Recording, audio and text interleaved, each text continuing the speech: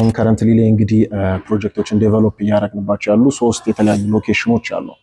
ሌላኛው ለየት የሚያደርገው ነገር ደግሞ ከረንትሊ ላይ ይዘን የመጣ ነው የምንሰራበት የኮንስትራክሽን ቴክኖሎጂ ነው። በጣም በተመጣጣኝ ዋጋ ቤቶችን ዴቨሎፕ አድርገን እንግዲህ ለደንበኞች እያደረሰን ነው የምንገኘው ማለት ነው። እሺ አሁን ላይ ምን አዲስ ነገር ታስቧል? ይሄ ማለት እንግዲህ ከ3% ጀምሮ እስከ 25% የሚደርስ እውነተኛ ዲስካውንት አድርገን እውነተኛ የሆነ ቅናሾችን ይዘን የመጣ ነው ማለት ነው። እንግዲህ ጠቅላላ ክፍያ ለሚከፍሉ ደንበኞቻችን ከ72000 ብር የካሬ ዋጋ ጀምሮ ነው አሁን ከረንትሊ ላይ እየሸጥን የምንገኘው ማለት ነው። ኤክስፖችን እንግዲህ ሊጠናቀቅ አሁን ኦልሞስት ወደ 8 የሚጠጉ ቀናቶች ናቸው የሚቀሩ። ሰላም የቤት ሪቪው ተመልካቾቻችን፣ ዛሬ እንግዲህ የምገኘው አኮያ ፕሮፐርቲስ ነው። ብዙ አዲስ ነገር እንዳለ ሰምቻለሁ። እስከ ቪዲዮአችን መጨረሻ ድረስ ተከተሉ። እሺ ሙሴ፣ ስለ አኮያ ፕሮፐርቲስ አዲስ እየሰሙ ላሉ ተመልካቾቻችን አኮያ ማን ነው? እሺ ሀና፣ አኮያ እንግዲህ ቢዝነስ ግሩፕ ነው። እንግዲህ ላለፉት 15 ዓመታቶች ላይ በኢትዮጵያ የተለያዩ ሴክተሮች ላይ ሲንቀሳቀስና ሲሰራ የቆየ ካምፓኒ ነው። እንግዲህ ብሬክዳውን ለማድረግ ያክል የመጀመሪያው ካምፓኒያችን አኮያ ሞተርስ ይባላል። አውቶሞቢል መኪኖችን ወደ ሀገር ውስጥ የሚያስገባ ካምፓኒ ነው። ከትናንሽ መኪኖች ጀምሮ እስከ ትላልቅ ማሽነሪዎች ድረስ ወደ ሀገር ውስጥ እያስገባ ያለ ካምፓኒ ነው። ሜቢ የምታውቂያቸውን ፕላት፣ ቪትስን የመሳሰሉ መኪኖችን ለመጀመሪያ ጊዜ የኢትዮጵያ ማርኬት ላይ ያስተዋወቀ ካምፓኒ ነው ማለት ነው። ከረንት ላይ ኦልሞስት ከ25000 በላይ ሽያጮችን አስመዝግቦ ጥሩ ሪከርድ ላይ ያለ ካምፓኒ ያለ ማለት ነው። ሌላኛው አኮያ ኤክስፖርት ነው። ኤክስፖርት ከምናደርጋቸው ነገሮች አንዱ የቅባት እህሎችን ኤክስፖርት እናደርጋለን። በሰፊው የቅባት እህሎችን ኤክስፖርት የሚያደርግ ካምፓኒ አለ። እንዲሁም ደግሞ አሁን ለብቻው ሴግሪጌት አድርገን አኮያ ኮፊ ብለን ቡናንም እንዲሁ በሰፊው ኤክስፖርት እያደረገ ያለ ካምፓኒ ያለን ማለት ነው። እንግዲህ እነዚህ ሁለቱ ካምፓኒዎች እንግዲህ ለረጅም ላለ ጊዜ ስንሰራባቸው የቆየ ካምፓኒዎች ናቸው ማለት ነው። እንግዲህ ሶስተኛው ካምፓኒያችን ደግሞ አኮያ ቱር ኤንድ ትራቭል ነው። ቱር ኤንድ ትራቭል አገልግሎቶችን የሚሰራ ካምፓኒ ነው። እንዲሁም ሀገር ውስጥም ከሀገር ውጭም ሜንሊ ደግሞ በደሞ አፍሪካ ላይ ደግሞ የቱር ኤንድ ትራቭል አገልግሎቶችን በደንብ እየሰጠ ያለ ካምፓኒ ያለን፣ ይሄ ደግሞ ሶስተኛው ሲስተር ካምፓኒያችን ነው ማለት ነው። ሌላኛውና ለአኮያ ፕሮፐርቲስ እንደ ባክቦን ሆኖ እያገለገለን ያለው ኢኒያስ ኮንስትራክሽን ካምፓኒ ነው። የኮንስትራክሽን ስራዎችን በራሳችን ኮንስትራክሽን ካምፓኒ እየገነባን ነው ፕሮጀክቶችን ዴቨሎፕ እያደረግን ያለ ነው። ይህም ለምን ይረዳናል? በምንፈልገው ኳሊቲ በምንፈልገው ታይም ፍሬም ውስጥ ፕሮጀክቶችን ዴቨሎፕ አድርገን ለማስረከብ ትልቅ ሚና እየተጫወተ ያለ ካምፓኒ ነው ማለት ነው ኢኒያስ ኮንስትራክሽን። ሌላኛውና ደግሞ እኛን ያገናኘን አኮያ ፕሮፐርቲስ ነው ማለት ነው። እንግዲህ ወደ ሪል ስቴት ሴክተሩ ከገባን ኦልሞስት አሁን ወደ 3ኛው ዓመታችን እየተጠጋ ነው የምንገኘው። በእነዚህ በ3 ዓመታቶች ላይ እንግዲህ የመጀመሪያው ፕሮጀክታችንን አኮያ 1 ብለን የሰየምነውን ፕሮጀክት ሙሉ ለሙሉ ግንባታውን ኦልሬዲ አጠናቀን ለደንበኞች አስረክበን ደንበኞች እየኖሩበት ነው የሚገኘው። ከዛ በመቀጠል ደግሞ ሁለተኛና ሶስተኛው ሳይቶቻችንን ደግሞ ፒያሳ ሞናርክ ሆቴል የምታውቂው ከሆነ ሞናርክ ሆቴል ጀርባ ላይ 2 ፕሮጀክቶች አሉን። እነሱንም እንግዲህ በጥሩ ፍጥነት ሙሉ ለሙሉ ፕሮጀክቶቹን አጠናቀን አሁን ለደንበኞች ለማስረከብ እየሰራን እንገኝ ነው የሚሆነው ማለት ነው። እነሱም በሚመጡት በ3 ወራቶች ውስጥ ሙሉ ለሙሉ ግንባታቸውን አጠናቀን የምናስረክባቸው ፕሮጀክቶች ናቸው የሚሆኑት ማለት ነው። እንግዲህ አሁን ከረንትሊ ላይ በደንብ በሰፊው እየሰራን የምንገኘው 4ኛው ፕሮጀክታችን ላይ ነው። እሱም ሰሜን ማዘጋጃ ላይ የሚገኝ ፕሮጀክት ነው፣ ኦዞን ፕሮጀክት ይባላል። ሌላኛው ደግሞ ሳር ቤት ካናዳ ኤምባሲ አጠገብ የሚገኘው የአሚሊያስ ፕሮጀክት ነው ማለት ነው።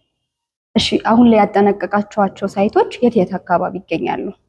ኦኬ እንግዲህ አሁን አጠናቀን ኦልሬዲ ለደንበኞች ያስረከብናቸው ሳይቶቻችን የመጀመሪያው አኮያ 1 ቦሌ ደንበል ጀርባ ላይ ሙሉ ለሙሉ ግንባታው ተጠናቆ ኦልሬዲ ለደንበኞች ተረክቦ ደንበኞች እየኖሩበት የሚገኝ ፕሮጀክት አለ።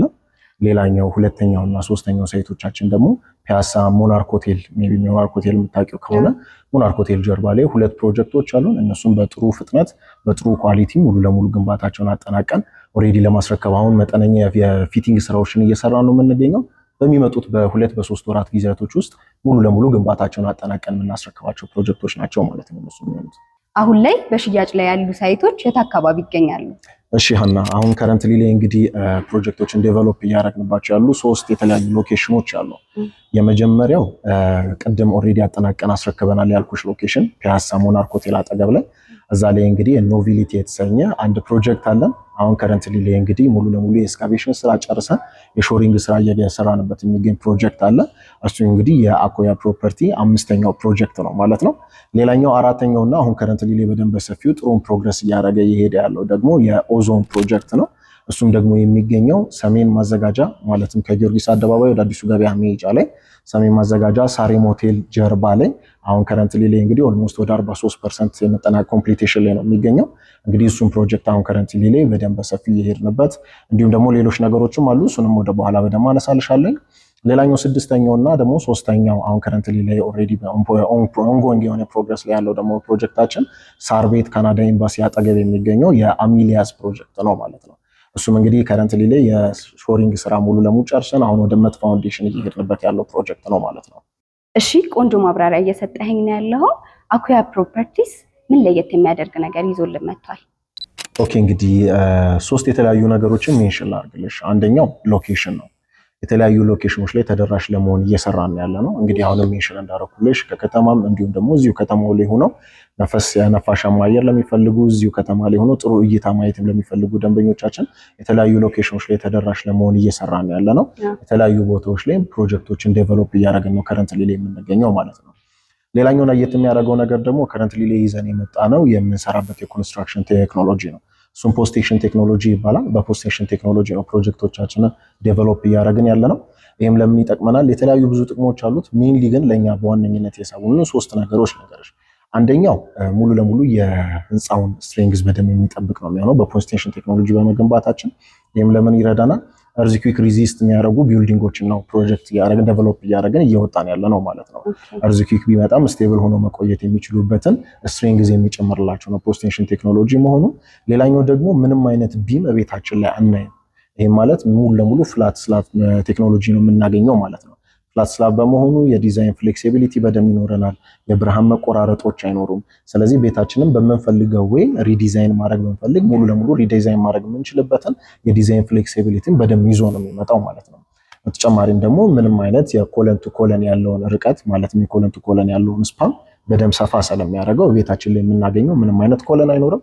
ቤታችን ላይ ያለው ኮለን ራሱ በቁጥር የሚቆጠሩ ናቸው። እንዲሁም ደግሞ በተጨማሪ ሙሉ ለሙሉ ግድግዳ አብን እንደ ግድግዳ ሆኖ የምንቆጥራቸው ናቸው ማለት ነው። ይህም በጣም የሚጠቅመን እንዲሁም ዲዛይኑ ላይ ደግሞ ትልቅ የሆነ ኢፌክት ይዞ ስለሚመጣ እኛን በደንብ እየረዳን ያለው ማለት ነው። እንግዲህ ሌላኛው ነገር ደግሞ በጣም አፎርደብል ሃውዚንግ ላይ በደንብ እየሰራን ያለ ነው። በጣም በተመጣጣኝ ዋጋ ቤቶችን ዴቨሎፕ አድርገን እንግዲህ ለደንበኞች እያደረሰን ነው የምንገኘው ማለት ነው። እሺ ሙሴ፣ የኢትዮ ሪል ስቴት አዋርድ አሸናፊ ሆናችኋል። በምን ዘርፍ ነበረ ዋንጫውን ያገኛችሁት? እሺ እንግዲህ ይህንን ሪኮግኒሽን ያገኘ ነው በቤስት ዲዛይን እና በአርኪቴክቸራል ኤክሰለንስ በሚለው ዘርፍ ላይ ባሉን ጥሩ በሆኑ ዲዛይኖች እንዲሁም ስፔሻሊ ደግሞ በአሚሊያስ ፕሮጀክታችን ማለትም ይሄኛው ፕሮጀክታችን ማለት ነው ሳር ቤት ካናዳ ኤምባሲ ላይ የሚገኘው ፕሮጀክታችን በሱ ባገኘ ነው እንግዲህ ጥሩ በሆነ ዲዛይን የተሸለምነው ሪኮግኒሽን አዋርድ ነው ማለት ነው። በጣም ጥሩ። እሺ አሁን ላይ ምን አዲስ ነገር ታስቧል? ኦኬ አዲስ ነገር እንግዲህ ምንድነው ከዚህ ቀደም የኦዞን ፕሮጀክታችን ማለትም ሰሜን ማዘጋጃ የሚገኘው ፕሮጀክታችን ላይ የሪል ስቴት ኤክስፖ አዘጋጅተን ነበር እዛው ሳይታችን ላይ። በጣም አንኤክስፔክትድ በሆነ ሁኔታ በጣም በአጭር ቀናቶች ውስጥ ብዙ ክላይንቶች ብዙ ፍሎ ነበረው፣ እንዲሁም ደግሞ ብዙ ሽያጮችም የተመዘገበበት የሪል ስቴት ኤክስፖ አዘጋጅተን ነበረ። በጥሩ ሁኔታ ተጠናቆ አልቆ ነበር። ከረንትሊ ላይ ግን በጣም ብዙ የተደጋጋሚ በክላይንቶች ጥያቄ መሰረት ድጋሚ ይዛው ቦታ ላይ ኤክስፖ እንድናዘጋጅ በተደጋጋሚ በክላይንቶች ጥያቄ መሰረት ስለመጣ አሁንም በድጋሚ እዛው ቦታ ላይ በተመሳሳይ ዲስካውንት ኦፈር ወደዛው ተመልሰናል ማለት ነው። ያው የቀሩን በጣም ውስን የሆኑ ቤቶች አሉ። እነዛን ውስን የሆኑ ዩኒቶች እንግዲህ ሙሉ ለሙሉ ጨርሰን ለመውጣት እንግዲህ ተመልሰን እዛው ኤክስፖ ላይ ሄደናል ማለት ነው። እንግዲህ ኤክስፖ ቀላል የሚባሉ ዲስካውንቶችን አይደለም ያደረግነው። እውነተኛ የሆኑ እስከ 25% የሚደርስ ዲስካውንት አድርገን ነው ወደ ሳይታችን የተመለስ ነው። ይሄ ማለት እንግዲህ ከ3% ጀምሮ እስከ 25% የሚደርስ እውነተኛ ዲስካውንት አድርገን እውነተኛ የሆነ ቅናሾችን ይዘን የመጣ ነው ማለት ነው። እንግዲህ ጠቅላላ ክፍያ ለሚከፍሉ ደንበኞቻችን ከ72000 ብር የካሬ ዋጋ ጀምሮ ነው አሁን ከረንትሊ ላይ እየሸጥን የምንገኘው ማለት ነው። እሺ በጣም ትልቅ ዲስካውንት ነው እየነገርከኝ ያለው። ሌላ ስላከፋፈሉ ብትለን ነገር? እንግዲህ ቅድም ሜንሽን እንዳደረኩልሽ የተለያዩ አይነት ያከፋፈሉ ሁኔታዎች አሉ።